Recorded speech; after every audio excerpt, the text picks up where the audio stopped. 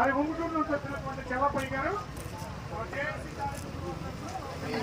దేవుని పరిశుద్ధ నామానికి మహిమ కలుగును గాక. అలాగే క్రైస్తవ సోదరి సోదరులందరికీ కూడా ప్రత్యేకమైన వందనాలు తెలియజేస్తూ ఈరోజు మరి తాడేపల్లిగూడ ప్రాంతంలో జేఎన్సీ తరఫున మరి దైవజనులు మరి ప్రవీణ్ ప్రకటాల గారి యొక్క మరణం నిమిత్తమై మరి అనుమానాస్పదంగా ఉంది.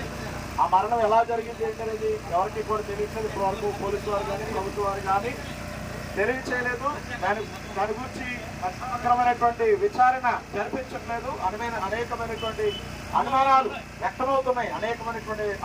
వ్యక్తమవుతున్నాయి కనుక మరి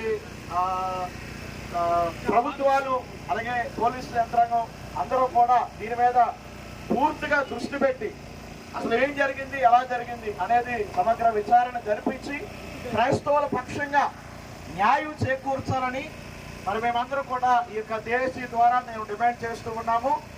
దయచేసి క్రైస్తవుల యొక్క ఆవేదన అర్థం చేసుకోండి. ఈరోజు ప్రవీణ ప్రకటాల గారు ఒక్క ఆయన మరణిస్తే ఇన్ని లక్షల మంది రోడ్డు మీదకి వచ్చారు.